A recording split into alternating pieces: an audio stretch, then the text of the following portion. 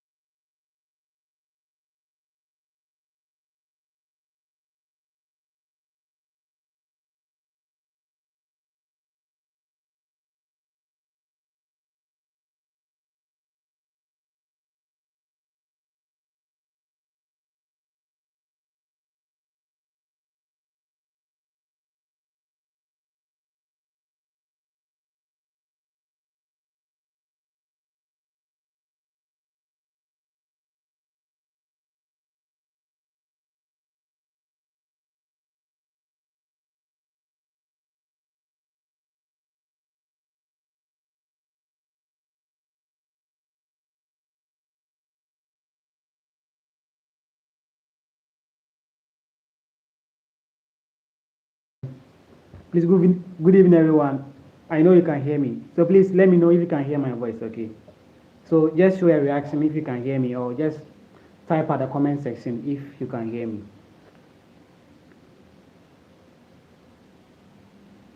Please, am I heard? I want response to know your reaction if I'm heard. And is my voice okay? It is down or it's up? If it's up, I can lower it down. Or if my voice is less, can let me know if my voice is less so I can shout for you to understand.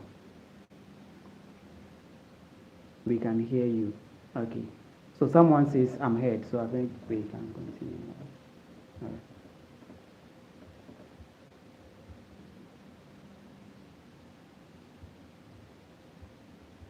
Okay, so please give me some 2 minutes. I want to finalize something and get back to you. Okay.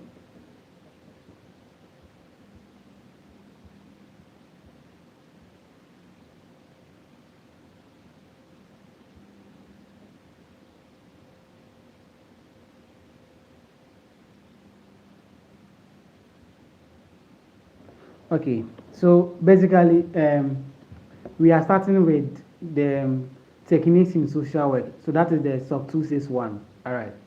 So we will do that. Then maybe we will pause for 30 minutes. Then we will start a new session on the working with individual. Yeah. I want you guys to. Is it? It's okay. There is no community. Okay. Sure. All right, so I want you guys to feel free, okay? If you have any question, just put it at the comment section or at the chat box. I'll see it then, I'll address it for you, okay? Now, I don't know where you guys have gotten to.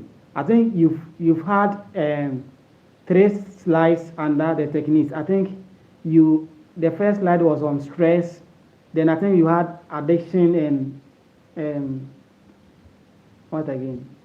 Abuse, right? I think stress, addiction, and abuse. So these are the 3 slides that you guys have. Okay, I've seen abuse, yes. As I said, so abuse. Then what again, please?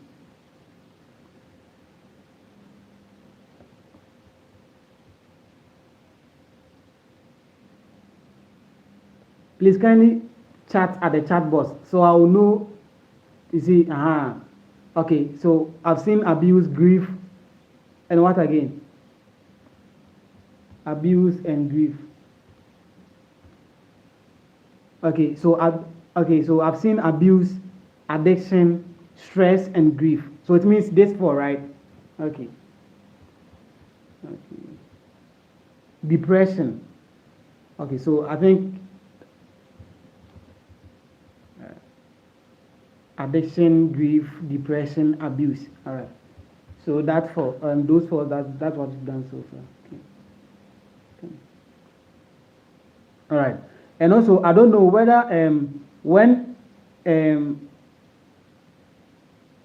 favorite what is that? Okay. So if there's any question on the 261 that you think you need answers to them, you can put it there. I will address that question too as well. Okay. So right now, you see the slides is, I think you've done 3 slides right now, and we cannot go through everything. So we are going to do the tutorials in a form of questions. Okay, so that is how I do my tutorials. So we are doing the tutorials in a form of questions. So let's say we take one slide, then about 4 or 5 questions from it, then we try to know how to go by them or how to answer those questions with respect to that particular slide. So that's why we're going to go by it, because I think we cannot, if we go through the slides even one by one, it will still be the same, right? So let's do it that way. I think that way will help us in this engagement. So let's do it that way. Yeah. So I'm coming. I want to see something. All right. Okay. So one thing that I want you guys to also understand is that with the SOWK 261, maybe it might be likely that you guys will have a case study. Yes. So you can have a sample case study where the stress, the depression, the abuse, or the grief, what you're talking about, you can have a case study where it encompasses all those that you are telling me right now. So in a situation where you have a case study that encompasses all that you're talking about right now, then it means you need to take your time to read that case study very well. Then you address those questions in the case study. Are you okay? And I think it's very easy.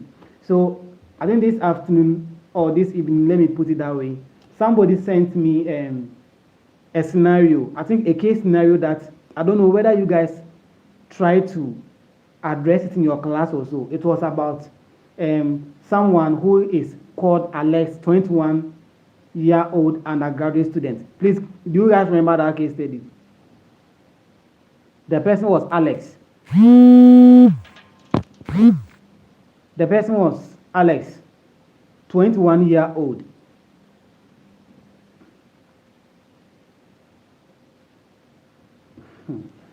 As you can do for you. Hey, all right. So I'm just trying to. I think they said they remember Alex. Okay. So that case study, please. Did you guys solve it in the class? Were you able to solve that case study in the class? Or was Doc able to go through that case study with you guys to solve it together?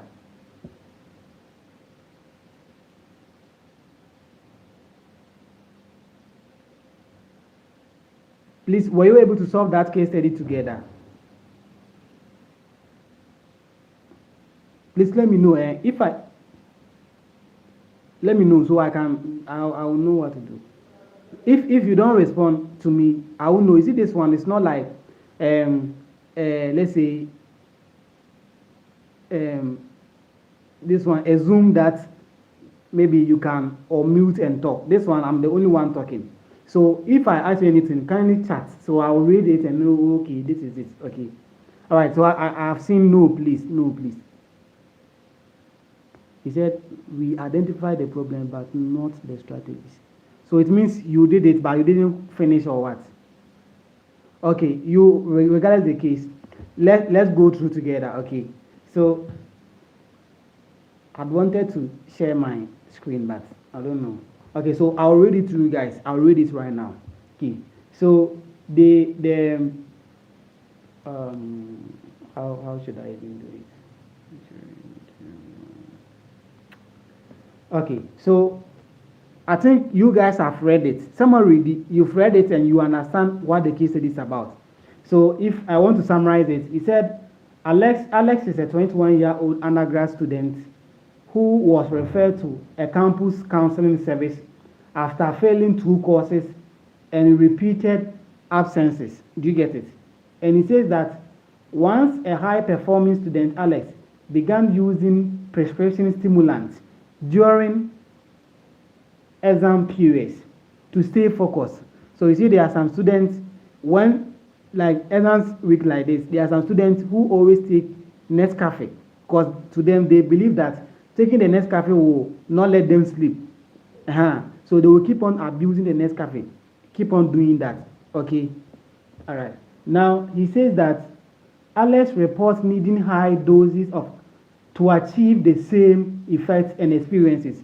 So once Alex was continuing taking that Nescafe day in, day out.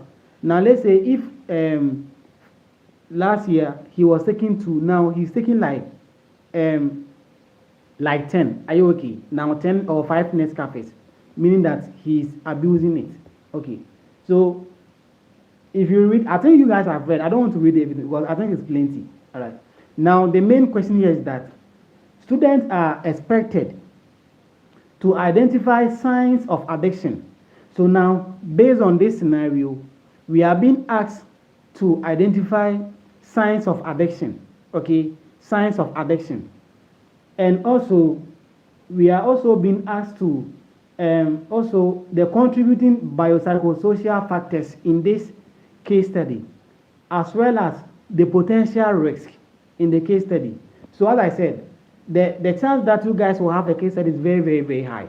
So you should know what addiction means, what abuse means, when we say depression, when we say stress, you should understand what all of them means. Please, do you understand? Please, are we getting the case study, what I'm trying to talk about? Please, are you getting what I'm trying to explain? Okay, so that is it. So one thing I want you guys to know is that if, let's say, you are given a case study, take your time and read the case study. Definitely, you know what you did this semester. You are doing addiction, depression, anxiety, stress, and the rest. So basically, if a case study will come, it will be, let's say, a client who is experiencing an addiction, maybe who is going through some trauma or something like that. And now, based on this case study, maybe you will be asked some 2 or 3 questions of it. So I think this one, you don't need magic to answer the questions. You can only answer the questions when you read the case study well and understand the case study. And as I was saying, it's not something difficult because it is something that is in the case study. So all your answers are based on the case study. So you are not going outside the case study. Please, do you understand? Okay.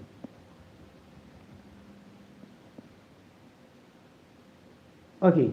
Now, the question says that we should identify signs of addiction. So, what are the signs of addiction? Signs of addiction simply means that what were some of the things that someone was doing and now the person has stopped doing that thing? Or what are some of the things that someone was not doing initially but now the person is doing? So, those are what the signs of addiction. Please, do you understand? So, when we say signs of addiction, it comes in 2 ways. The first one is that what were some of the things that someone was doing and now the person is no longer doing? Are you okay? Yes, the video will be saved, so you can come back to it. So what were some of the things that someone was doing and now the person is no longer doing? That is one sign of addiction. Or what is one thing that someone wasn't doing initially, but now the person is now currently doing? That's also one sign of what? Addiction. Please, do we understand? So, looking at this case study, one addiction is tolerance. So, when I say tolerance, it's when, if you read a case study, at first they were saying that it got to a time Alex needed more dose of the stimulants to achieve the same effect. So, let's say if at first Alex used to take, let's say, 2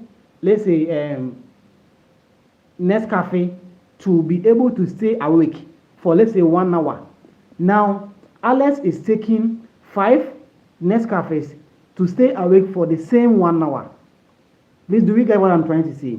So when we say tolerance simply means when someone needs a higher dose to achieve the same effect. So that is one sign of addiction. One sign of addiction is when someone needs a higher dose to achieve the same effect. So let's say there are some people when they are going to eat food, they say, oh, I have to take some small alcohol before I can eat very much. So let's say initially the person was taking, let's say, 1 shot of this to be able to eat properly. Are you okay? Now the person, maybe you are able to take 1 shot of this to eat, let's say, 5 slices of yam. So for the person to be able to eat 5 slices of yam, the person needs 1 shot of this one. Take it and now is able to take 5 slices of yam. Now as time goes on, the person needs 5 shots of this to be able to eat that same 5 slices of yam. That is a sign of addiction. So when someone is taking a higher dose to achieve the same effect, that is one sign of addiction. Please, do you get my explanation? Please, do you understand me?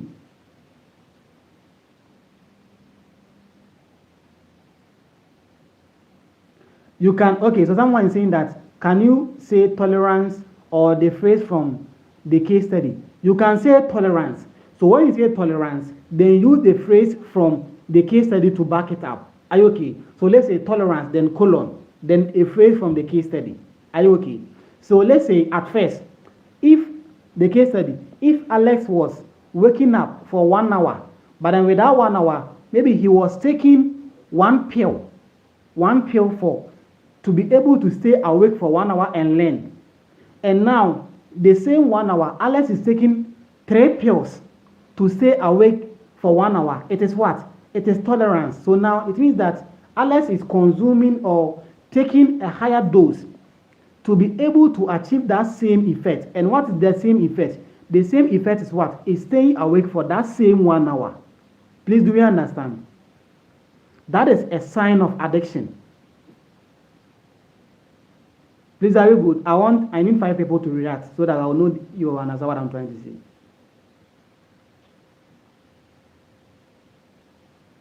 Please, are you good? I need 5 reactions.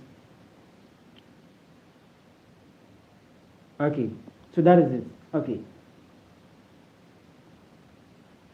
Okay, now, so that is one sign of addiction. Now, another sign of addiction is loss of control. Okay, so loss of control is one sign of addiction. Loss of control is one sign of addiction. So when I say loss of control, what am I trying to say?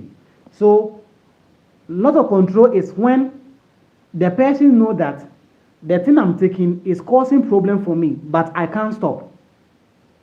You see, if you go to those ghettos, those who take weed and other things, some people, they've come to the realization that this substance I'm taking is harming my health.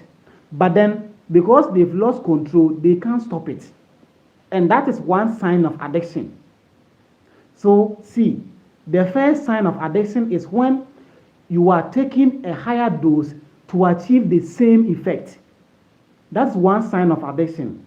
When one is taking a higher dose to achieve the same effect, that is what? One sign of addiction. For instance, if you take, let's say, 1 sachet of Nescafe to stay awake for 1 hour and read, and let's say that same 1 hour, now you are taking 3 sachets of Nescafe to stay awake with that same 1 hour. That is what? That is tolerance. It means that you are taking an overdose of the substance to achieve the same effect. And what is that same effect? That's the same 1 hour. So at first, you were taking 1 sachet of Nescafe to stay awake for 1 hour and read your books. Now, you are taking 3 sachets of Nescafe to stay awake for the same 1 hour. Please, are you getting what I'm trying to say? Please, are you getting me?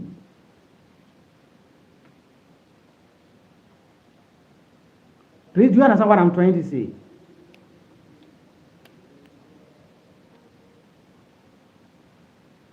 Okay, so great, now you understand.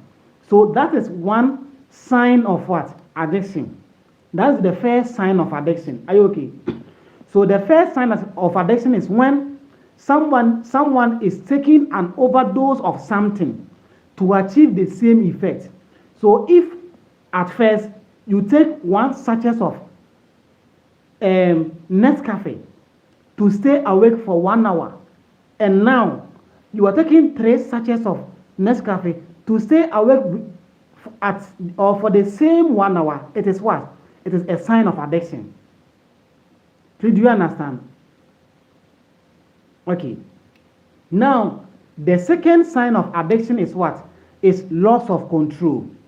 So when one loses control, it is what? It is also a sign of addiction. And when I say loss of control, what do I mean? It's when the person has come to realization that the substance I am taking is causing harm to my body, but now I can't stop. Are you okay? So when one comes to the realization that now the substance I'm taking is causing harm to my health, but now I can't still stop taking them because I can't live a day without them. It is what? It's an addiction. We have some people who take red. Who takes red? Now they are taking the red. They know that the red is harming them, but because they've lost control, they can't stop taking the red. Even though they know that the red is harmful to their health, they themselves they know. But because they've lost control of the substance that they are taking, now they can't stop it. Are you okay? So that is also one sign of addiction. So when one knows that the thing they are doing is harmful to their health, but then they can't stop doing it, it is what? It is a sign of addiction. Please, do you understand what I'm trying to explain? Please, do you understand? I need 5 people to react, so I will know you understand what I'm trying to say. Please, I'm waiting for your reactions. Okay, so comment at the chat box, so I will know you understand. Do you get the second explanation? So loss of control is one sign, or is another sign of what? Of addiction. Okay.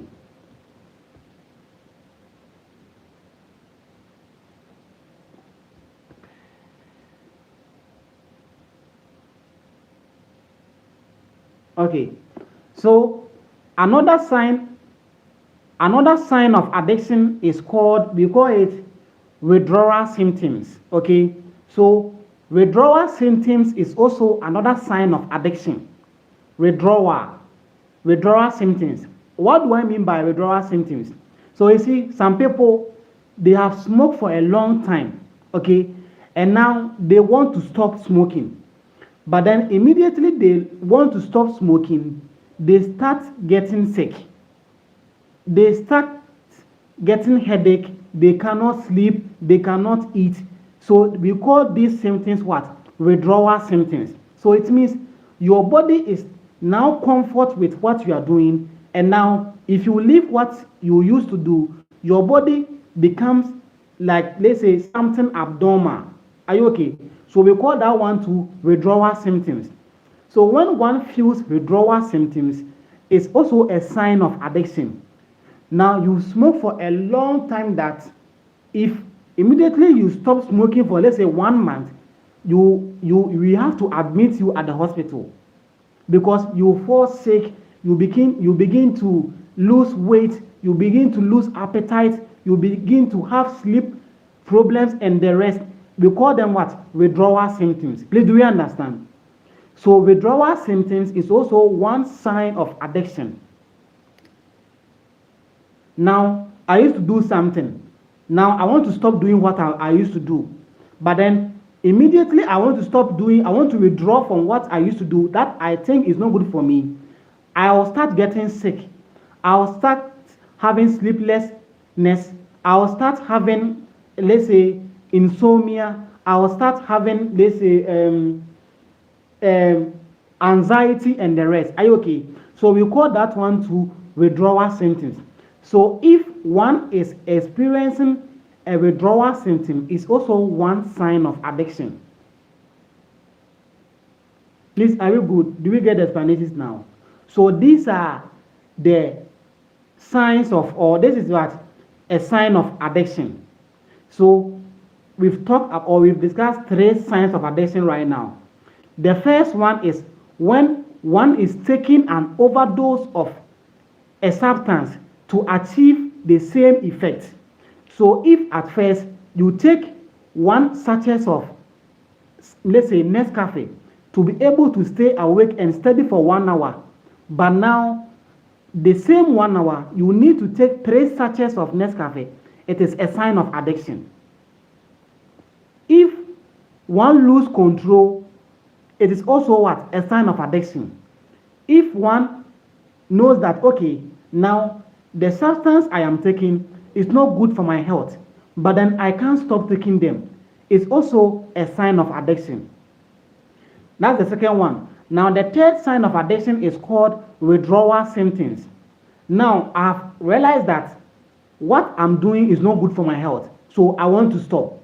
But then immediately I want to withdraw from what I'm doing, I start getting sick. I start having insomnia, I cannot sleep, I start having anxiety. I have to even, I would have to even be admitted to the hospital because I want to withdraw from what I'm doing. This is also one sign of addiction. So we've discussed 3 signs of what? Of addictions. Are you okay? So these are the 3 signs of addictions. Please, are you good?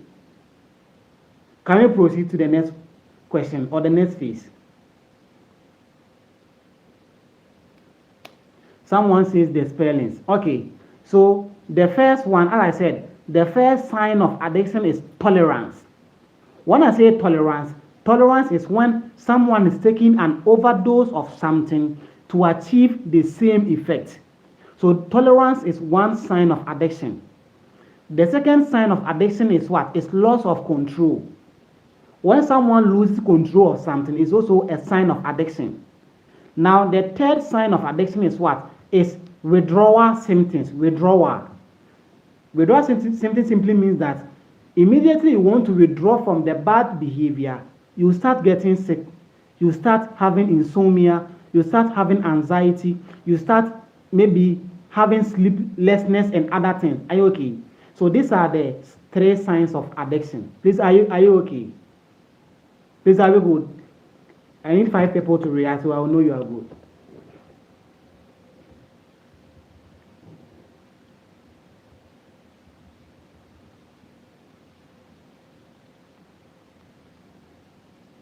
Okay. Yes, so that is it. So tolerance is 1, loss of control is 2, and withdrawal symptoms. So these are what? The signs of addiction. All right. Now let's proceed. Okay. So please, before we proceed, if you are new to the channel, please kindly make sure you subscribe to the channel, because this is where we'll be having most of our tutorials here. So if you know you are new to this channel, please do well and subscribe to the channel, so that the time that we are having any discussion, even without being notified, you get the notification that there's something ongoing, so that you can join. Okay, so please kindly subscribe to the channel if you are new to this channel. All right, now let's continue. So what are some of the potential risks of addiction? Okay, now we've seen signs of addiction. Now let's look at some of the potential risks of addiction. Now, in the context of the case study that we are trying to discuss, you see, the case study was about someone called Alex. And Alex is a 21-year-old undergraduate student. And this student was at first very good student, but now due to addiction, now the person or that student is experiencing a whole lot of issues or a whole lot of things. Are you okay? Now, if you look at the case study, of course, everybody has a case study. Okay, everybody has a case study. So if you look at the case study, there are a whole lot of things that they describe in the case study. Are you okay? Now, the question to the case study is that they said we should identify the signs of addiction in the case study. And if you read the case study, based on what I've explained, you'll be able to know some of the signs of addiction in the case study. The first one in the case study was that they said that now Alex has to take a higher dose to achieve the same effect. So Alex taking a higher dose to achieve the same effect is one sign of addiction. Are you good? It's one sign of addiction. Okay, now if you look through to now, they said Alex, he was trying to desist from the addiction, but then if he tries to stop, he feels or he faces anxiety, he faces irritability, insomnia. So these are all what? Withdrawal symptoms. So withdrawal symptoms is also one sign of addiction. Are you okay? Now, based on this case study, they are saying that we should try to identify the potential risks of addiction. So what are the potential risks of addiction in this case study? Are you okay? Now, one potential risk of addiction in this case study, that is in the sense of Alex, is academic failure. So one potential risk of addiction is what? Is an academic failure. So when one becomes so addicted to something, the person cannot concentrate on his or her academics and thrive. Please, are you okay? So one potential risk of addiction is what? Is an academic failure. So academic failure is one potential risk of addiction. Please, are you good?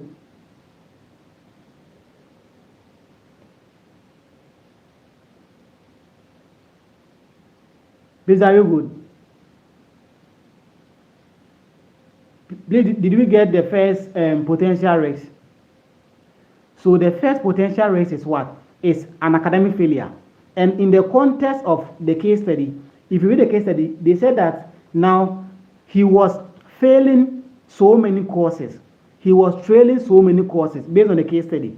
And now he was even at the expense of being facing expulsion. So they were even about to sack him from the school. That is what an academic failure. Are you okay? Great. Now that is one potential risk of an addiction. So any student who is an addict, the first potential risk is what? Is an academic failure. Now the second potential risk is what? Is financial instability. So financial instability is the second potential risk of what? Of addiction. Okay, so please, the first potential risk is academic failure. Academic failure or failure. I say failure. Let me say failure. Okay, so academic failure, but I say failure. So academic failure is the first potential risk of what? Of addiction. The first potential risk of addiction is what? Is academic failure.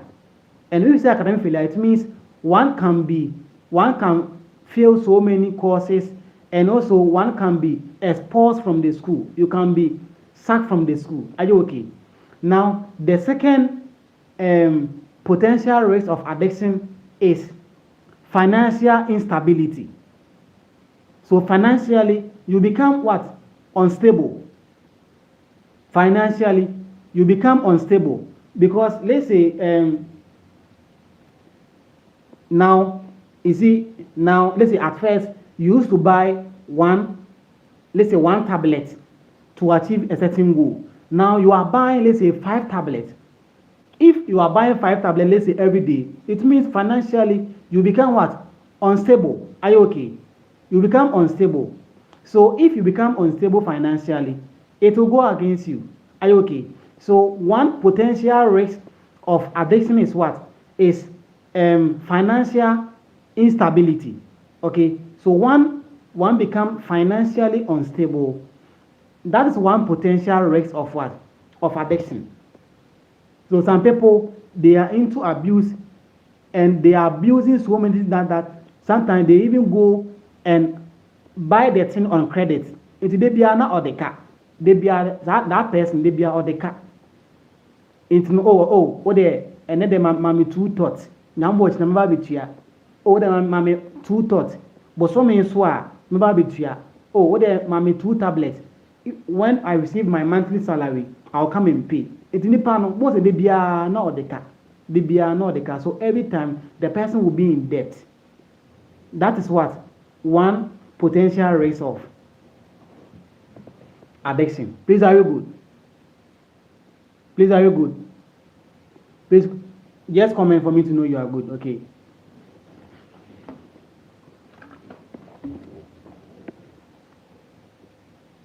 Please, are you good with the second potential risk?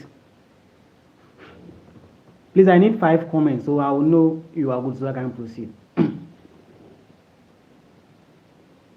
Okay. Now, another potential risk, the third potential risk of addiction is what? Is social isolation. Social isolation is one potential risk of addiction. So anyone who consecutively abuse certain drugs, you see, as time goes on, this kind of individual, they try to live or they detach themselves from their friends. Are you okay? Because they always abuse, and maybe because of what they are into, they don't want their friends to see. Or sometimes the thing becomes so done on them that they look so terrible and miserable, so they don't want to even associate themselves with their peers.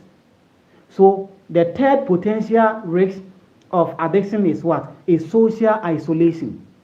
Social isolation. So when these people become so addicted, they become so entangled in this addiction, they try to alienate themselves from their friends. They try to move away from their friends and be on themselves, because they will be like, they will need time to maybe abuse that drugs, and when they are with their friends, maybe they will not get time to do that. So why don't I be myself? isolate myself from them so that I can get time to abuse these drugs. Please, are you good?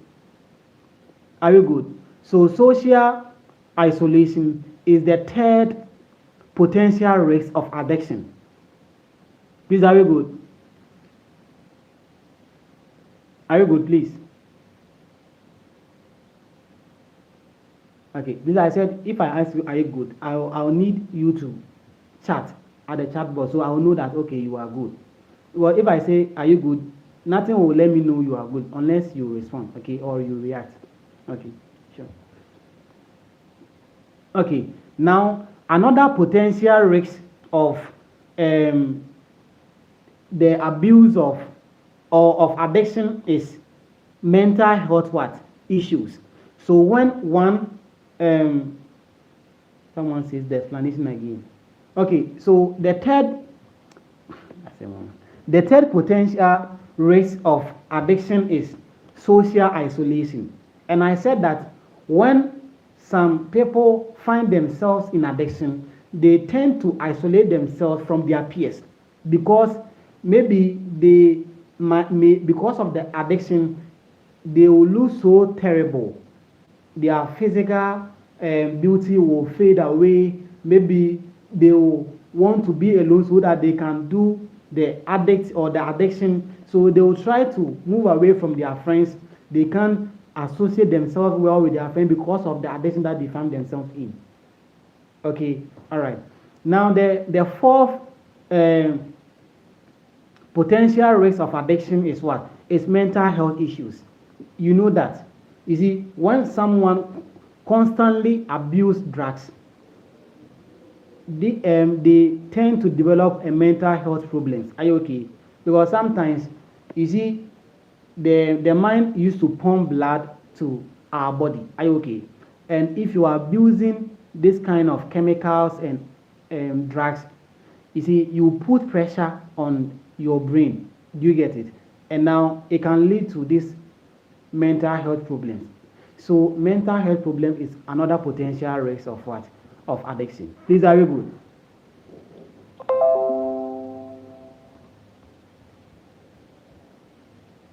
Please, are you good? So now we've had 4 potential risks of what?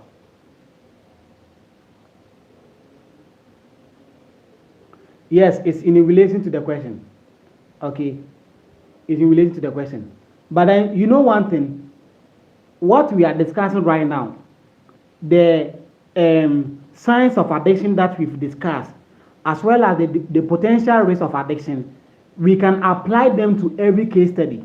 Okay, they can be applied to every case study. So mind you on that, them to every case study. Okay, because in every case study, we can apply those signs of addiction and also those potential risks to every case study. Because in every case study, if someone abuse drugs or is in addiction, definitely mental health problem will come. Definitely there will be social isolation. Definitely there will be financial instability. So we can apply them to every possible case study. Please, do you understand?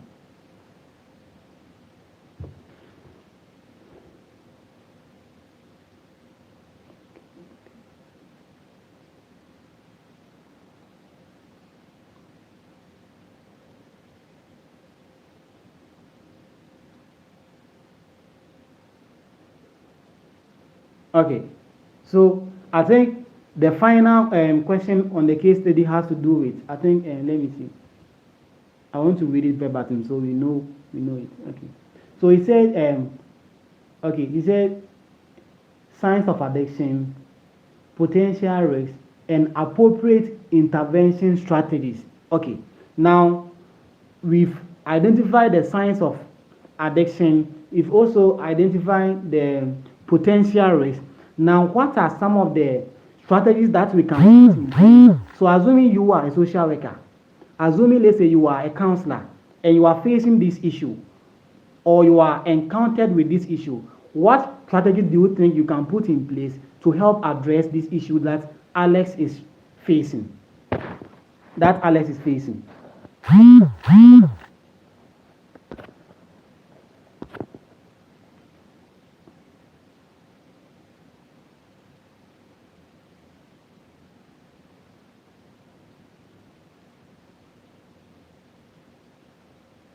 Someone is saying, please, how can financial instability be related to stress and anxiety as a potential risk? Okay, so before someone goes into stress, the person will first of all be in addiction. Now, addiction can lead to stress. So when one is in addiction, the person will become what? Will experience stress and anxiety. So once you experience stress and anxiety, and what are you doing before getting the stress and anxiety? That is, you were buying the thing. So that is what? Financial instability. So don't confuse yourself. We are looking at the potential risks of what? Of addiction. So if someone is in addiction, what are some of the potential risks that the person might face? The person can be in debt. And being in debt means financially you are unstable, because if at first you used to buy one pill of, let's say you used to buy, let's say, one pill of red and consume. Now you are taking 5 pills of red to consume. You will need money. Every individual who is an addict, that's money that this money that you're going to use to buy. Into anyone who is an addict faces what? Financial instability. It is universal everywhere. Okay, so we are looking at signs of addiction and rates of addiction. So signs of addiction is different from the rates of addiction. So please, I have explained the two. So don't get yourself confused. Are you getting what I'm trying to say? All right.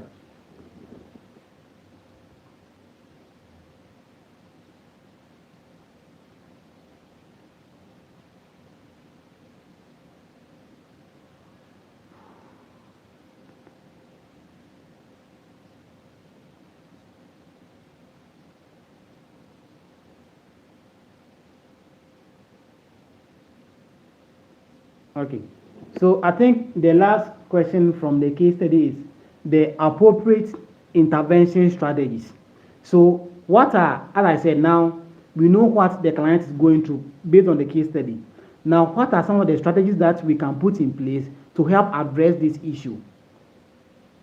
Now, see, this what I'm going to talk about too, irrespective of the case study that's given to you, we will use the same steps.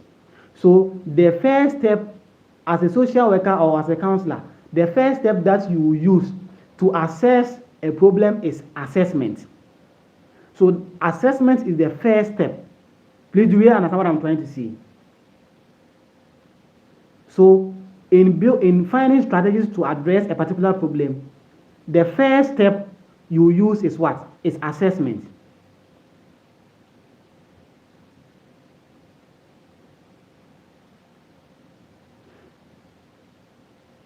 Yes, the potential risk is the same as the effect of addiction.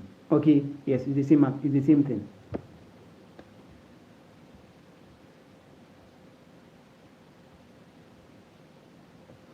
Please do you understand? So in strategies to address this issue, the first thing that we do is what?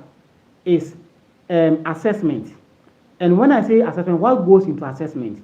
So at the assessment level, the counselor, or let's say the social worker, will assess how severe is the addiction. Are you okay? So how severe is the addiction? That's the first key assessment. Now, assessing how severe is the addiction, you also have to look at what are some of the contributing factors leading to the addiction. Maybe in your assessment, you realize that where the client is living, we have about 10 clubs or beer bar, or let's say VC10. So when the client close from work or come to campus and go into his or her hostel, the person pass through about 5 clubs places before getting to the room. So it means the environment that the person is living is the contributing factor to the issue that the client faces. Please, are you getting what I'm trying to say?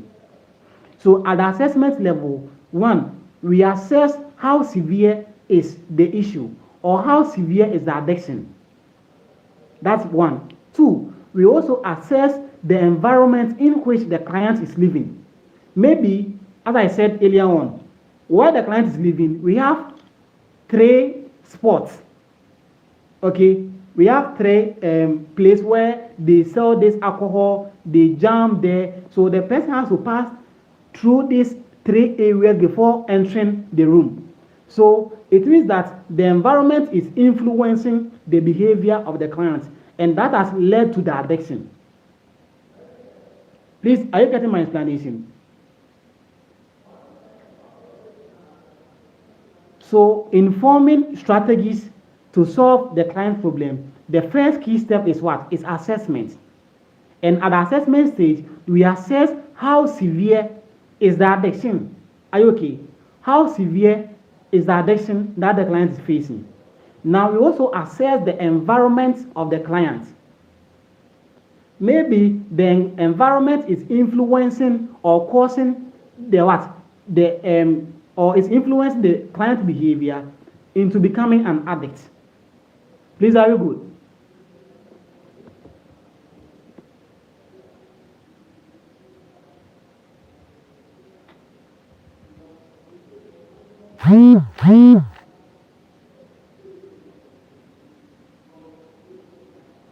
Please, are you good? So at the assessment stage, 1, we assess to understand how severe is the addiction. That is 1. 2, we also assess the environment. In the same assessment stage, we also assess the client's environment to know that is the environment contributing to the addiction. Please, are you good? Now, the third aspect of the assessment has to do with we also assessing the client's history. Okay, maybe the family history of the client. Maybe in their family history, they are known to be addicts. So that is contributing to the addiction of the client. So at the assessment stage, we assess the client's family history. Maybe the family history has a linkage to what the client is going through. Please, are you getting my explanation? Yes. So now we've gotten 3 key things that we do at the assessment stage. 1, we assess how severe is the addiction or the problem. 2, we assess the environment to know if is the environment that's contributing to the addiction. Then 3, we assess the family history or the client's history. Maybe the client was an addict for, let's say, 10 years ago and he stopped, and now he has come back to his initial state again. It can happen. Are you okay? So we assess the history of the client and also that of the family as well. Please, are you good?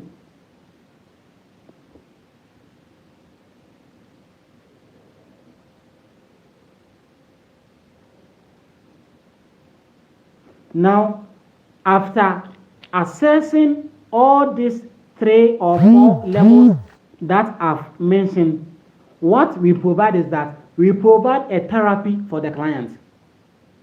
Please, I hope you are listening. This is the strategies that we use to bring an intervention to address the problem. First of all, we have to do an assessment. Now, through the assessment, we will understand what is causing or what is the leading factor to the addiction. Now, after identifying the leading factor or the contributing factor to the addiction, we also try to design a therapy for the client. Now, the therapy can come in 2 forms. We can have an individual therapy or a group therapy. And the type of therapy that we will use will depend on the type of issue that we've identified. If you identify that this issue we will need to deal with the individual alone, we will do what? An individual or a client therapy for the person. So we can do an individual therapy process, or we will do, let's say, a group therapy or even a family therapy. Sometimes it's very important to bring some of the family members there, because if you realize that it's the family history that is leading to the addiction, then you need to do a family therapy. So at the therapy phase, we can do an individual therapy, a group therapy, or a family therapy. Are you okay? So these are some of the things that we can do to provide an intervention to address the client problem. Are you good?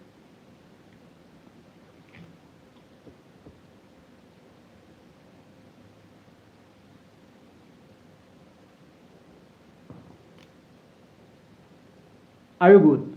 Now, see, from the assessment, what goes into the assessment, we've discussed that aspect.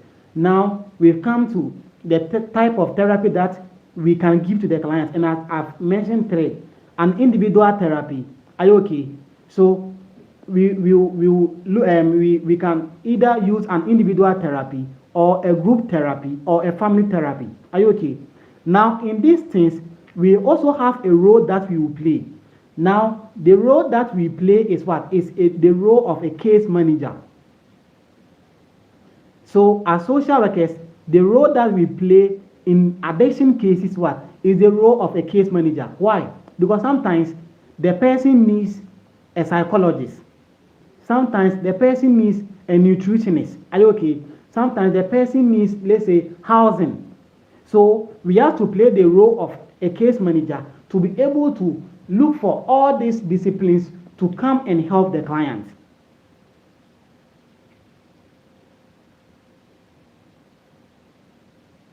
Please, are you good?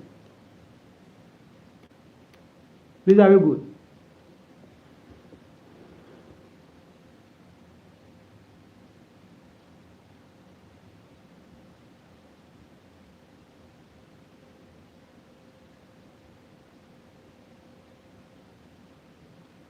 Okay, someone is saying, what's the difference between a group therapy and a family therapy? Okay, so you see, when we say a group therapy is when, let's say, we have 10 individuals who are all addicts. So you see, they are all having the same issue. So if you are, I'm a counselor right now, and 10 people come to me, and they're having the same issue, instead of me dealing with them one after the other, and let's say I interview them and I realize that all their issues are related, they are one. Instead of me, let's say, meeting them one after the other, I can put them together in a group. And you see, in a group therapy, it helps because group therapy helps build peer support networks because they think that we are all in the same problem.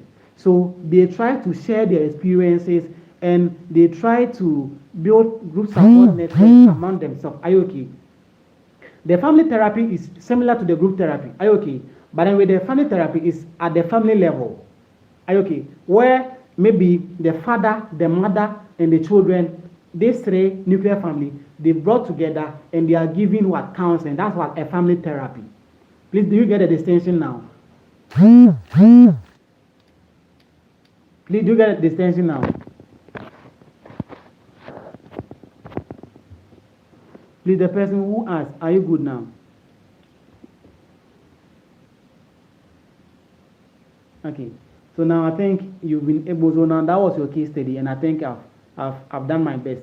I'm not perfect, but I've done my best. Yeah.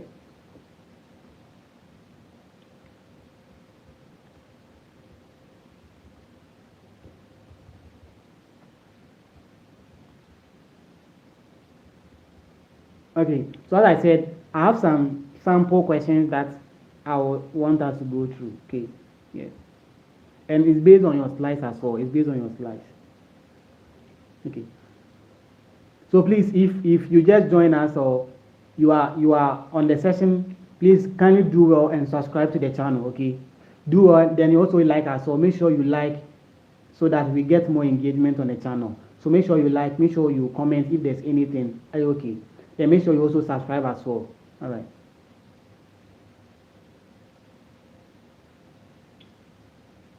If after someone wrote something, I don't understand. Please kindly come again. I don't get the question that you said if after providing a therapy for the person. I don't understand.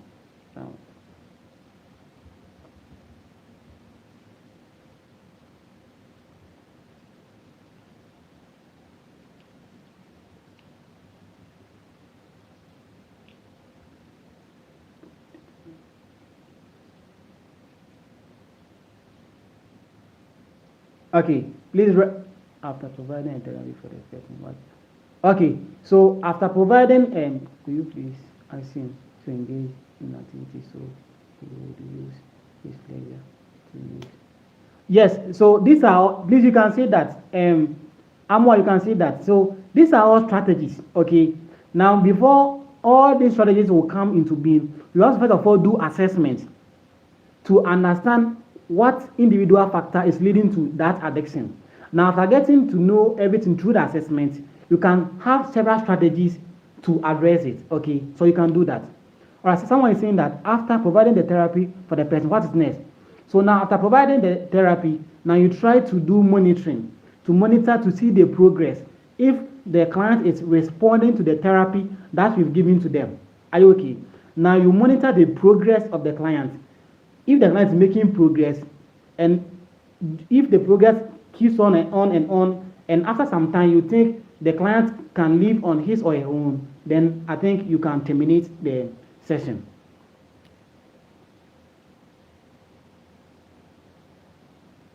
Yes, so as I said, you see, when I was ending, I said that after doing all this, one role that we play is the role of a case manager. Don't forget this one. When it comes to addiction cases, the role that we play is the role of a case manager. So please listen. This one, it applies to every case study. In an issue of anxiety, depression, addiction, the role that we assume is the role of a case manager. Why? Maybe the client is having mental issues. So you need what? A psychiatrist or a psychologist. The client does not eat. The client will need what? A nutritionist. The client is having some issue. The client can even need what? A massage therapist. So you see, you have to assume the role of a case manager to be able to coordinate and link all these professionals to the client. Are you okay? Please, are you okay? Yes. So if someone is saying we are 91 and we have 41 likes, so please, it means we have to like. Okay, we have to like it more. Are you okay? All right. So that is Richard. Richard is saying that. That's true anyway. Yeah.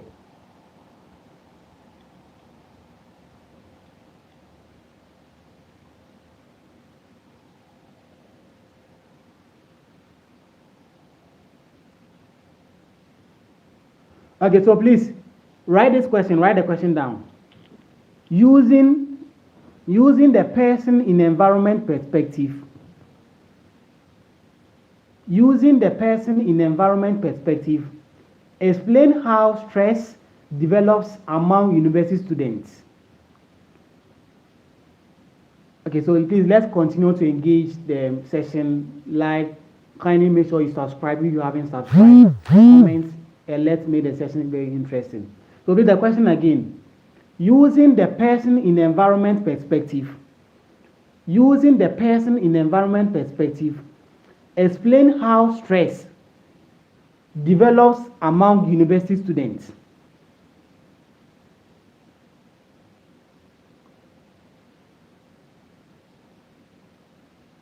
Yes, please. The strategies that we mentioned can be used to solve the case study of someone who has been abused. Are you okay? So now, it all starts from first assessment. Are you okay? Now from assessment, you move on to the therapy. So issues of abuse, the therapy that you use is what? Is individual what? Therapy. Are you okay? Or a person-centered therapy. Now you are dealing with the person alone. Are you okay? Now from there, you can assume the role of a case manager to maybe help advocate or help coordinate some resources to help the client. Okay? Please, are you okay with the explanation?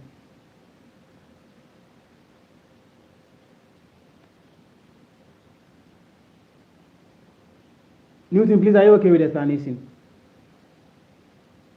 Okay. Now, please, please, did you get the question? Using the person in environment perspective, explain how stress develops among university students.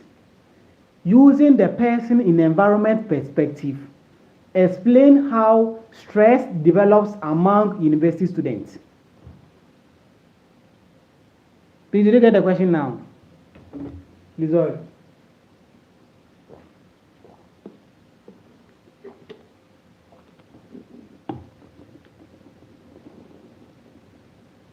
Okay, so one last time. Using the person in environment perspective, explain how stress develops among university students.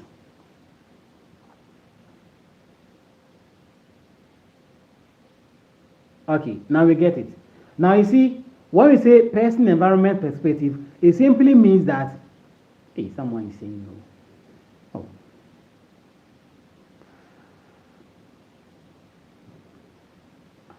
Oh. Okay, I'm reading the last time. Please, this is the last time. Okay, last time. Using the person in environment perspective, explain how stress develops among university students. Explain how stress develops among university students. Please, are we good now? Okay. Please, are you good now? Phil, are you good? So I can continue. Please kindly react so that I will know. Please, if I ask you guys, are you good? Kindly chat so I will know you are good or you are not good. Okay, please.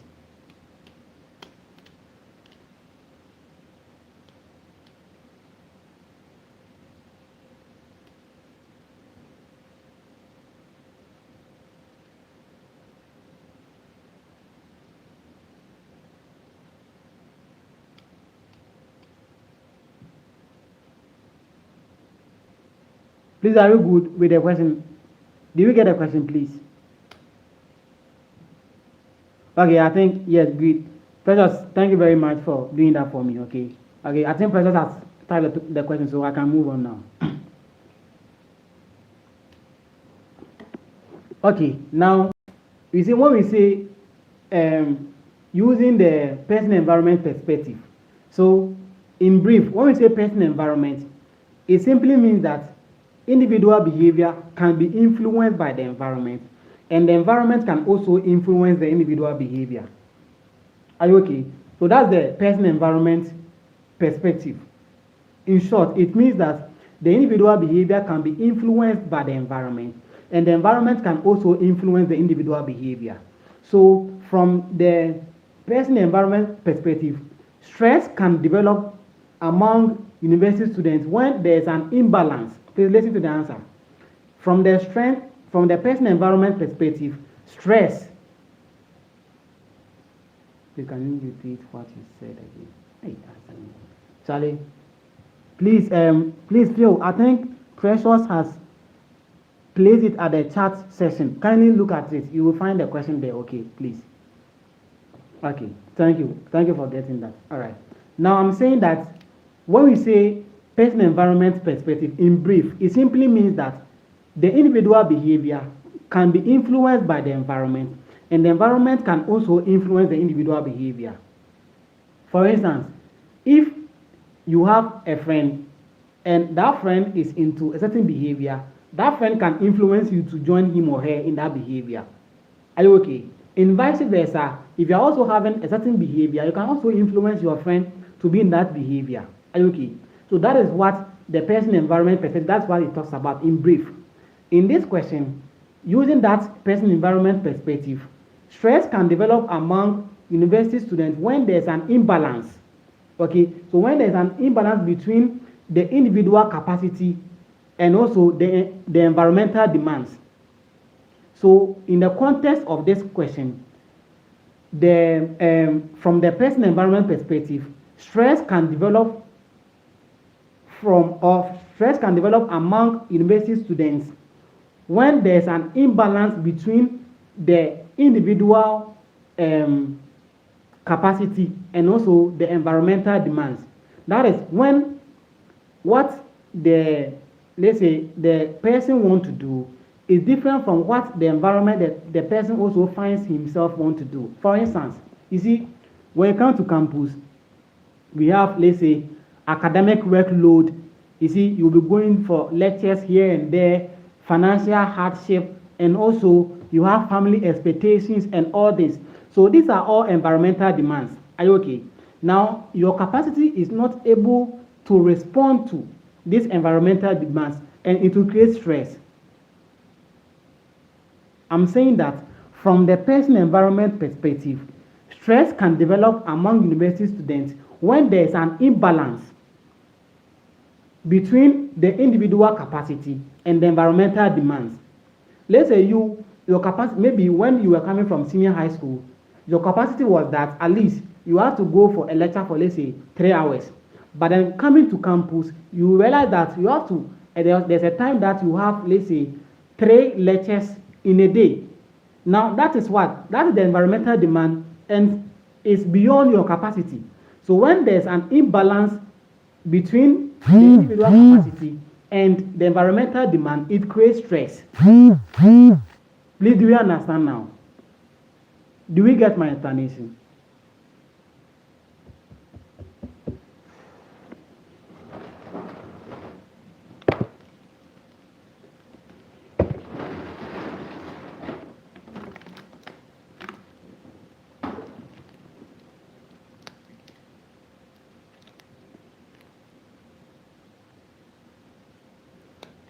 Okay, I'll come again.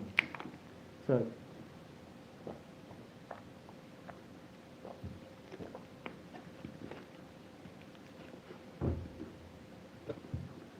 I'm saying that when we say person and environment perspective, it simply means that the environment that we find ourselves can influence our behavior. In short, the environment that we find ourselves in can influence our behavior, and our behavior can also equally influence the environment. Now, using the strength, the person environment perspective, stress, like university students can develop strengths when there is an imbalance. So you see, for instance, okay, now in senior high school, you realize that, let's say, you were not going for, maybe you were not doing a whole lot of maybe presentations. Are you okay? So you didn't expect that on campus here. And maybe in senior high school, you know that you are going to spend, let's say, 3 hours or let's say 4 hours in school. But when you came to the university, you realize that, so you see at senior high school, you know that by 3 p.m. you've closed for the day. But then when you come to university, there's even a letter from 5 to 7 p.m. Are you okay? And that is the environmental demand. So that's what the university demand from you. So when your individual capacity is not able to cope with the environmental demands, there's an imbalance. And when there's an imbalance, it creates stress. Because you didn't even anticipate that you go for an evening lecture. You didn't, when you were coming to university, you didn't think of that. Now that is what the environmental demands of the university is saying, that you have to go for a lecture from, let's say, 5 p.m. to 7 p.m. These are you good? So, from the person environment perspective, stress can develop among university students when there is an imbalance between the individual capacity, your capacity. My capacity is that by 3 p.m. I am tired. So anything after 3 p.m. I can't do that, or I can't do it. But then here on campus, there's even a class or a lecture scheduled at 5 to 7 p.m. So when there's an imbalance between the individual capacity and the environmental demands, it creates stress. Simple as that. Are you good? Please, are you good? I think this one you have to be good because I've taken my time to explain. Yeah.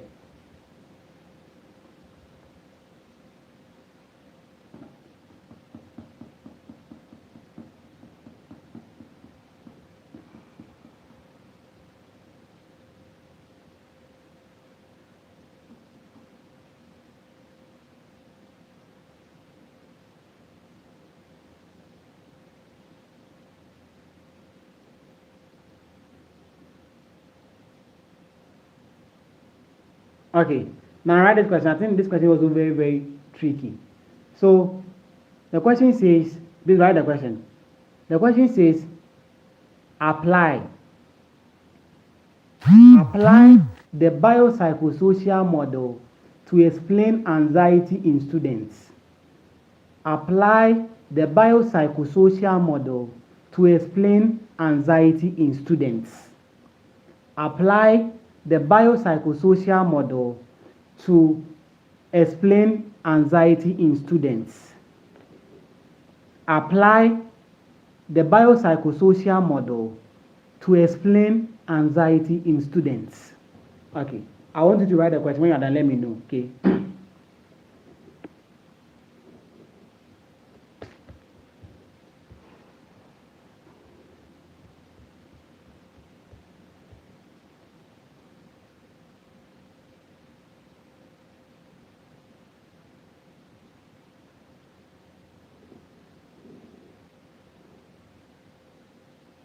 Please, are we done with the question?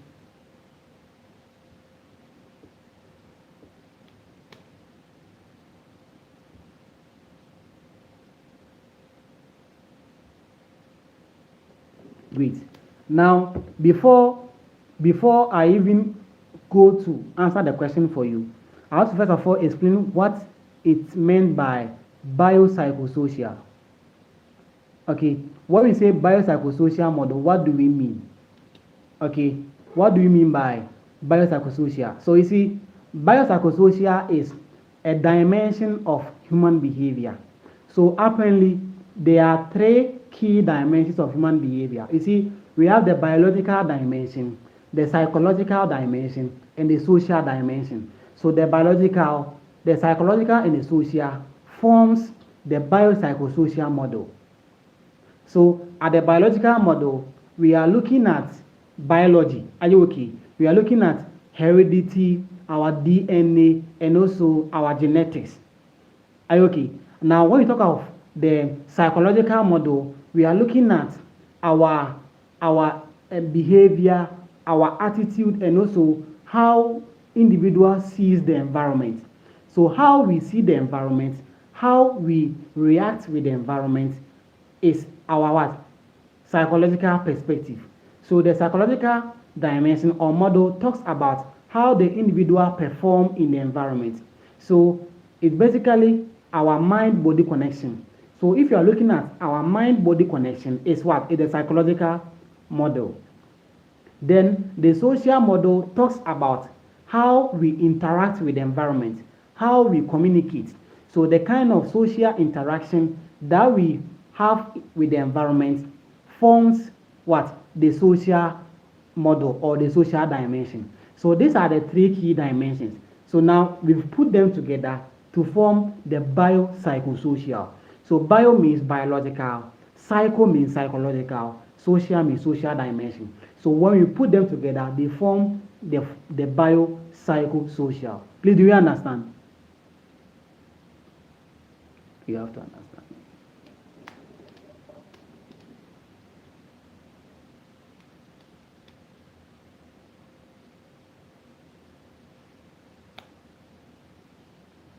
All right.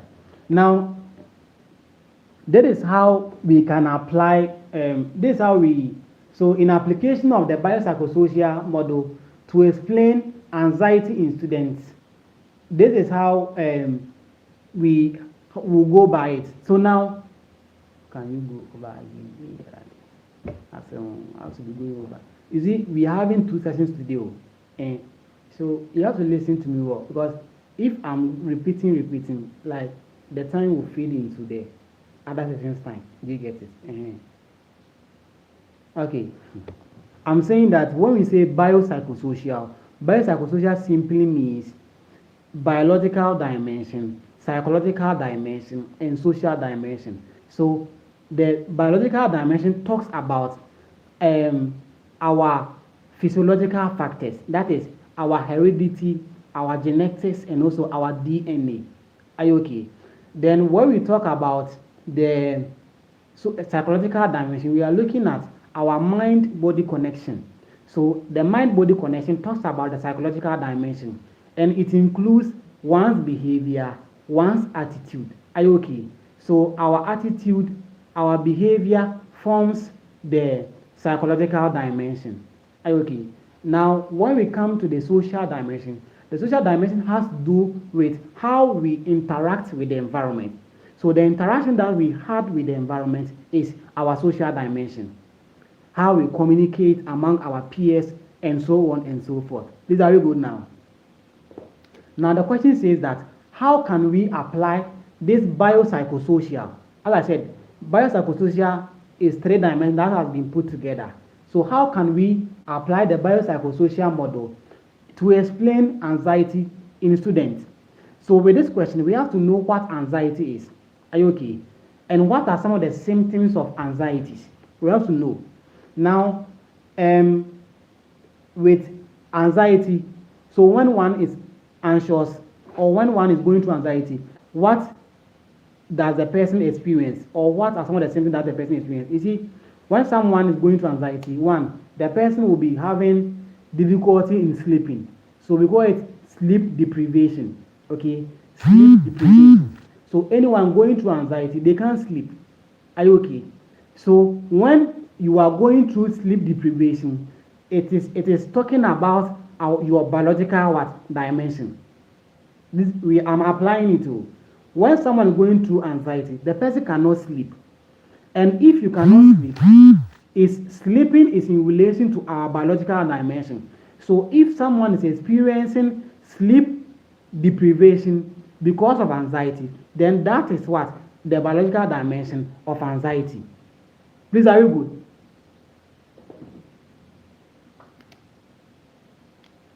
Are you good? Then I'll go to the next 2 dimensions.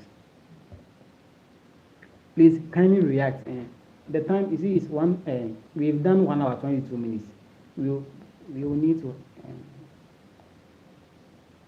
Okay. Now you see, when someone is also going through anxiety, okay, the person experience low self-esteem. If you are going through anxiety, you feel like you are worried. You see, you are worried. You don't know what to do. You have low self-esteem. You cannot even go to your peers. You cannot even, like I said, why a basa? Do you get it?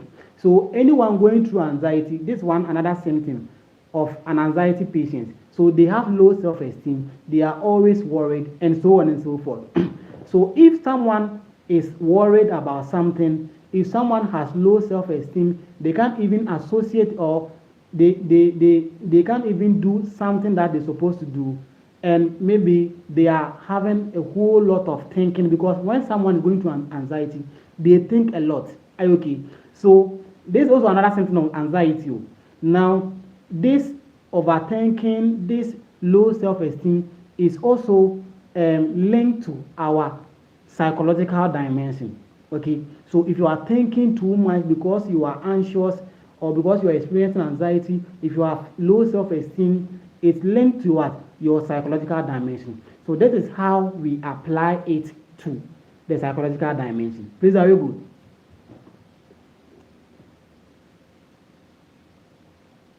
You see, the question is not straight. So that is how it's supposed to be. It's not straight, but if you are able to get the understanding, you understand it very much. Once you really understand what is termed as the biopsychosocial, because of the explanation that I gave, if you are good with the explanation, trust me, any question they ask you on the biopsychosocial, you know that you have to provide one for the biological, one for the psychological, and one for the social. You don't write them together. You have to break it down to let the person know what happens at the biological level, what happens at the social level, what also happens at the psychological level. Are you okay? Great. Now, when one is also going through anxiety, they also experiences academic pressure. Okay, so academic pressure, or sometimes they don't even associate themselves with their friends. They don't talk to their friends. They always want to isolate themselves. Are you okay? Because they are going through anxiety. So if someone is not associating themselves with their peers, are you okay? They are isolating themselves. If someone is having difficulties in maybe communicating among their peers, if someone is experiencing an academic pressure, then it means that socially the person is lacking. And that is what? The social dimension of the biopsychosocial. So when someone is if someone who is going through an anxiety is let's say exhibiting isolation, is not going among their peers to have discussion with them, always want to isolate him or herself, that is what the social dimension of anxiety.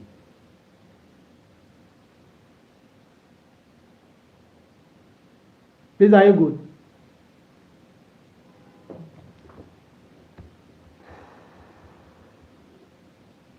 Please, are you good?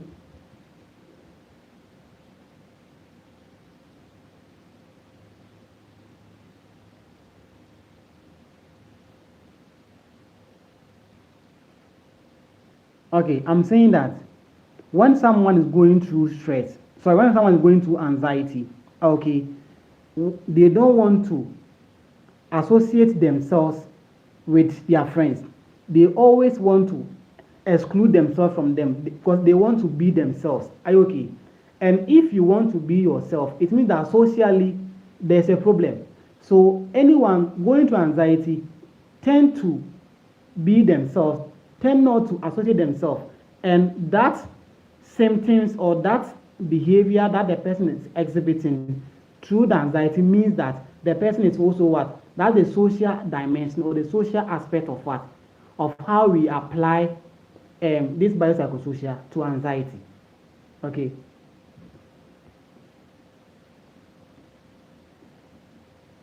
Okay, please, the next question, write this one. Explain how stress can become a social functioning problem. Explain how stress can become a social functioning problem. Explain how stress can become a social functioning problem.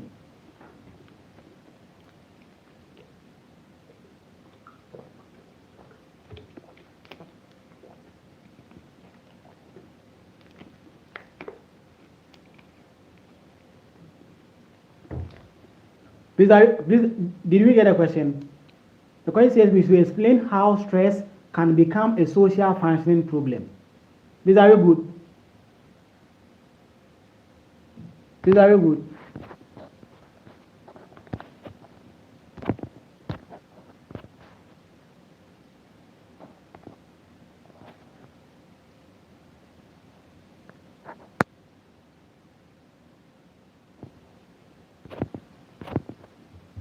Okay, great.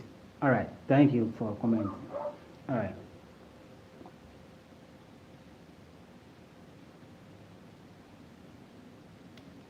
Okay, so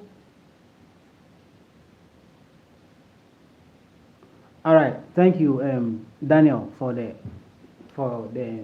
typing it at the chat session. Okay, so please, stress can become a social functioning problem. Listen to the answer. Stress can become a social functioning problem when it affects the academic performance, the relationship, and also the daily functioning of a client. So stress can become a social functioning problem when it affects the academic performance, the relationship, and also the daily functioning of a client.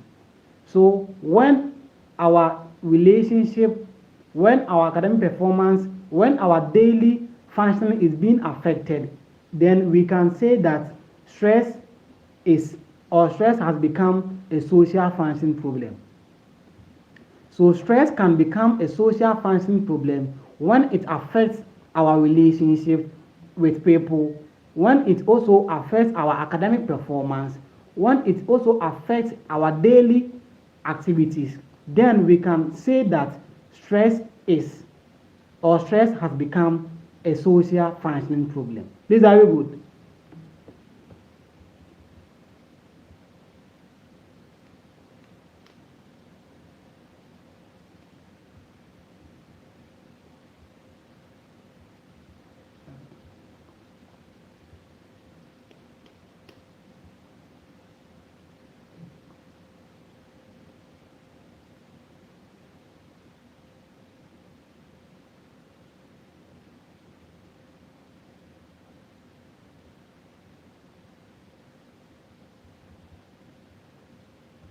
All right, so I think I have some few questions that I think we can.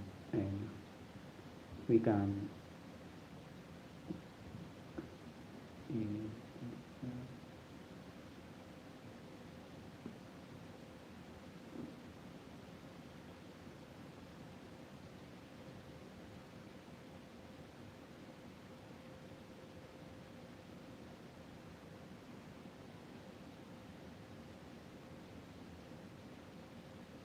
Okay, let's write this question too.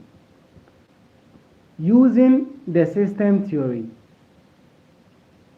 using the system theory, using the system theory, explain how family dynamics influence addiction. Using the system theory, explain how family dynamics influence addiction. Using the system theory, explain how family dynamics influence addiction. Using the system theory, explain how family dynamics influence addiction.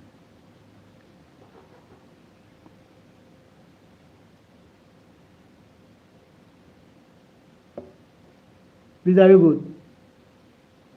Are you good?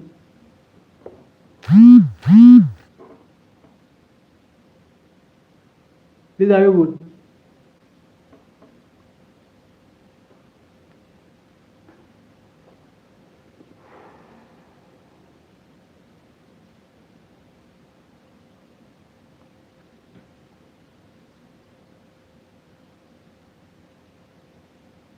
Okay, so you see, first of all, we have to understand what the system theory talks about.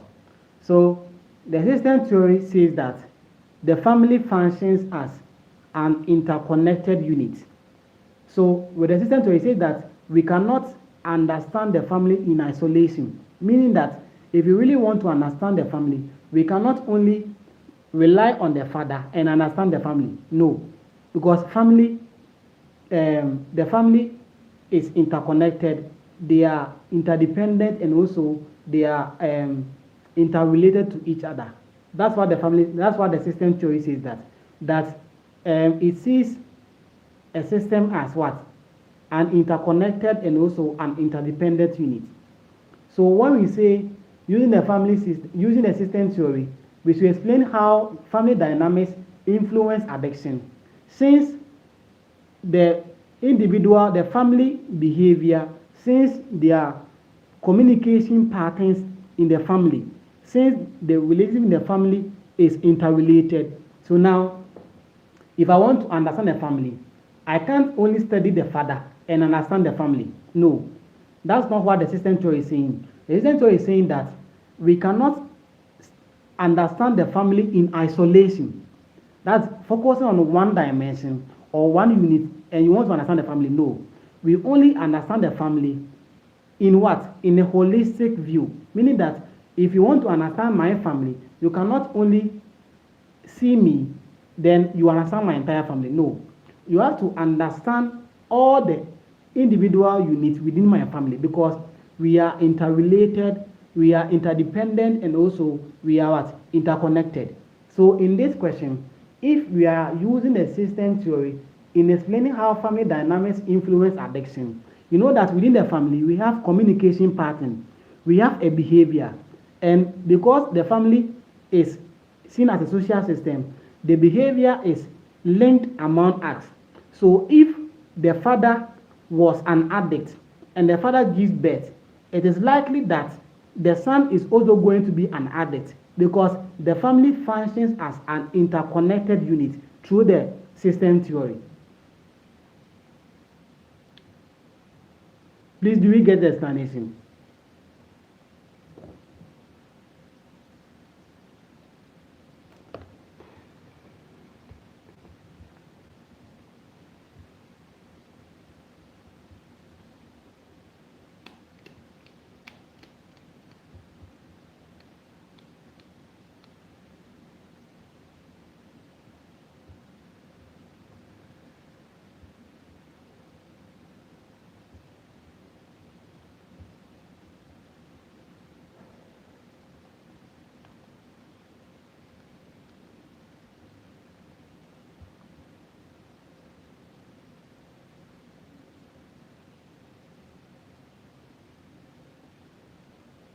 Okay. Now, the last two questions, then I think it's fine. Okay. So let's write this question too. Using empowerment theory, okay? Using empowerment theory. Using empowerment theory, explain how to help an abused woman to regain her autonomy. Using the empowerment theory, explain how to help an abused woman to regain her autonomy. Now, someone has been abused. Now, how can you help the person to regain her confidence back using the empowerment theory? So, using the empowerment theory, explain how to help an abused woman to regain her autonomy. Please, are we good with the question?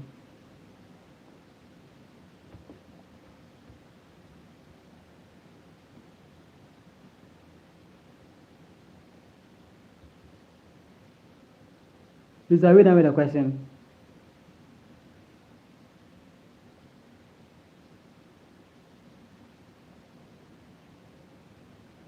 Okay, I've seen yes, please. Done. Okay, I think we can proceed now. All right. So now, you see, when we say empowerment theory, what does the theory say? You see, every time I try to explain the concept before and answering the question, and I hope that is helping, right? I hope that's helping you guys. Is there any time I try to explain the concept before answering the question for you guys so that you can understand it very well, right? So when we say empowerment theory simply, it's in simple terms, empowerment theory said that as social workers, we work alongside with clients. We don't make decisions for them, but rather we work alongside with them to help them appreciate their own strengths or to help them discover their strengths and solve their own problems.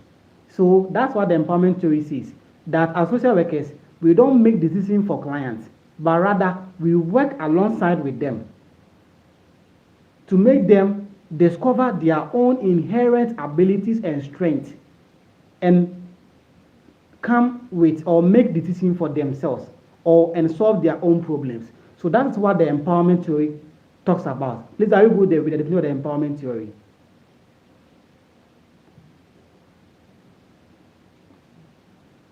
All right. So now let's come to the question. Now, we using the empowerment theory as social workers, how can we help a woman who has been abused to regain her autonomy? So we can use the empowerment theory to help someone who has been abused to regain her autonomy through or by supporting the person in decision making. Now, when we try to support them in decision making, we are helping them to regain their autonomy. So now I'm going to list them. So one, when we support them in decision making, when we also help them build their self-esteem, and also when we try to encourage them to be independent and link them to resources, now we are helping them to build their autonomy. So using the empowerment theory, we can help an abused person to regain their autonomy through helping them in decision making, helping them to also build their self-esteem, linking them to appropriate resources, and also helping them to develop their independence or their own strength to address their own problems. So through this, we help them to regain their autonomy. Please, are you good?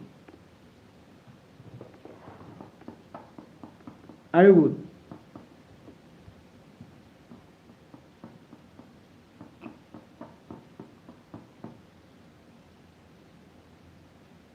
All right, I think we are good. We are good.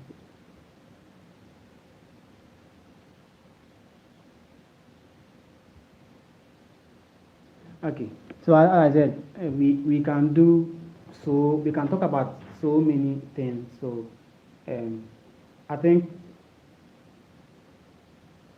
okay. This question is also very interesting. Ish. Someone say the answer again. Answer.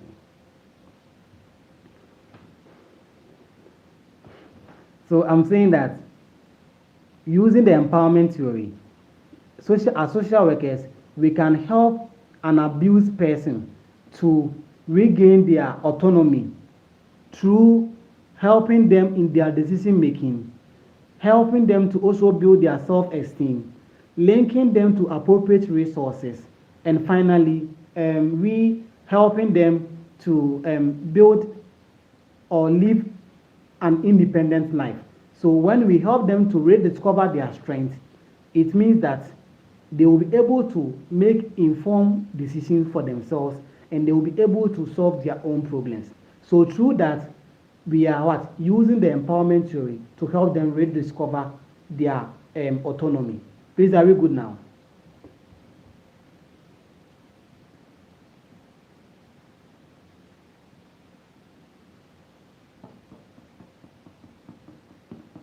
Please, are we good?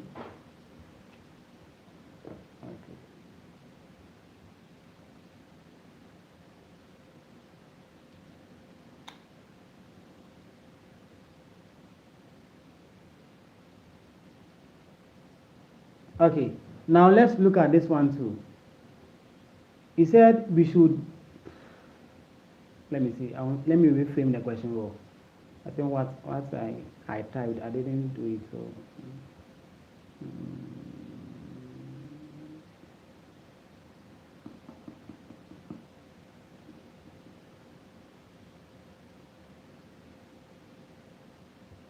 Okay, so write this one too. Explain the social workers' advocacy role in addiction recovery. Explain the social workers' advocacy role in addiction recovery. So as social workers, what advocacy role do we play in addiction recovery? So let's say a client has come to us. The client is recovering from addiction. Okay, what advocacy role do we play in that area or in that field? So explain the social workers' advocacy role in addiction recovery. Please, are you good?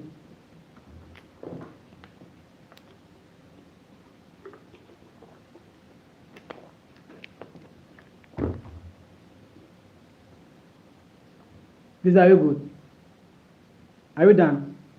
So explain the social workers' advocacy role in addiction recovery. Explain the social workers' advocacy role in addiction recovery. All right.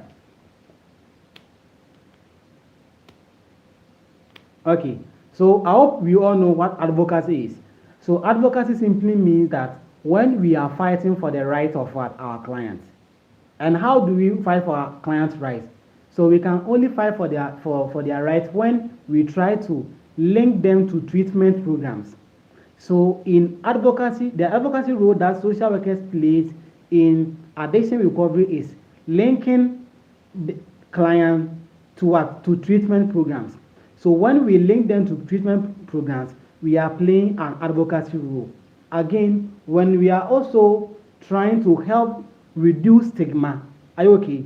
So if someone has experienced, let's say, defilement, and maybe in the community, everybody is laughing at that person. Hey, this person is the one who was being defiled. Oh, this person is the lady who was raped. This guy is the guy who was raped. So you see, there's stigma. So when social workers try to put up an intervention to help reduce stigma surrounding that issue, is also at the role of advocacy. So the advocacy role that social workers play in client addiction recovery, because everybody knows that this client is a drug addict. Now the client is recovering from that addiction. So one key advocacy role that we play is when we help to reduce stigma. So in our role play in the reduction of stigma is one advocacy role. And also when we link them to treatment programs is also what? An advocacy role that we play. Please, do you understand?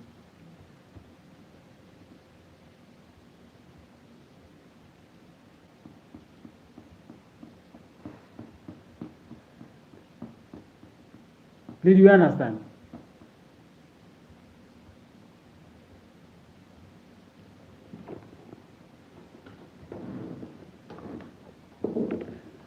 This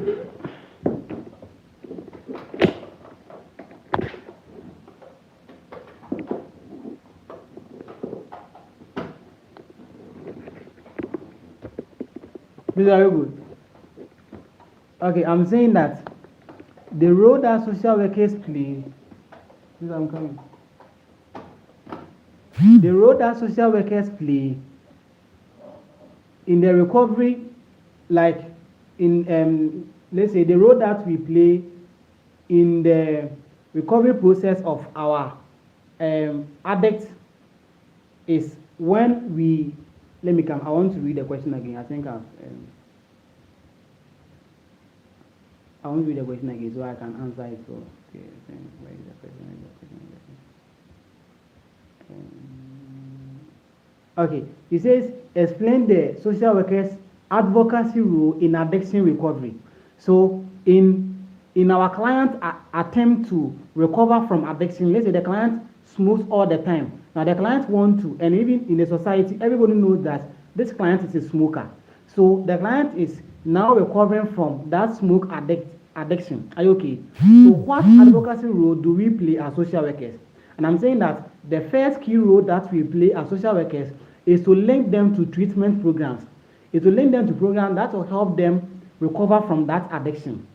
Another advocacy role is when we try to reduce stigma around them. Okay, so when we play the role in helping in the stigma, like in reduction of stigma, is also an advocacy role. Because in the society, let's say everybody knows that this guy is a smoker. Now the guy is even trying to come out of it, but still they know he's a smoker.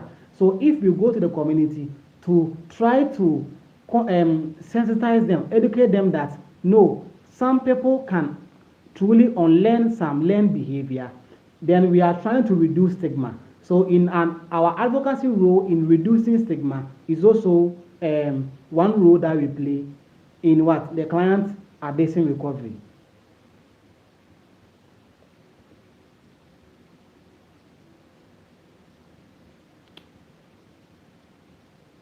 This is very good. Okay, someone is saying, what are some of the treatment programs when social workers can link them? Okay, so you can link them to what? To, let's say, a therapist. Okay, so you can link them to a therapist. So a therapist is what? Is a treatment program. Okay, or maybe you can also link them to, let's say, you can design an intervention. Maybe they're going to have a sports activity. Okay, so that they can spend more time on the field. Okay. Now let me give you an example. There's this one community that most of the young guys, they were smoking. So what the chief did was that the chief they were building a hospital for the community.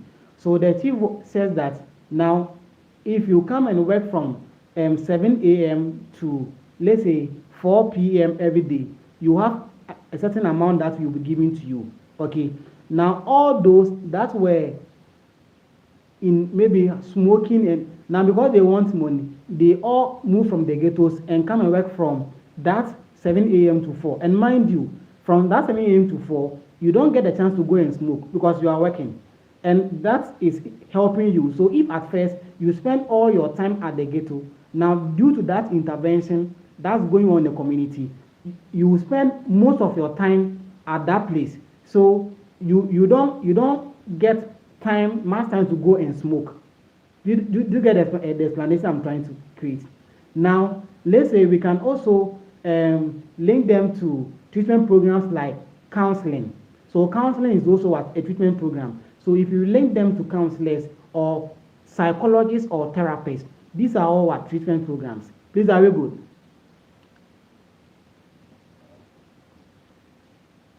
These are very good.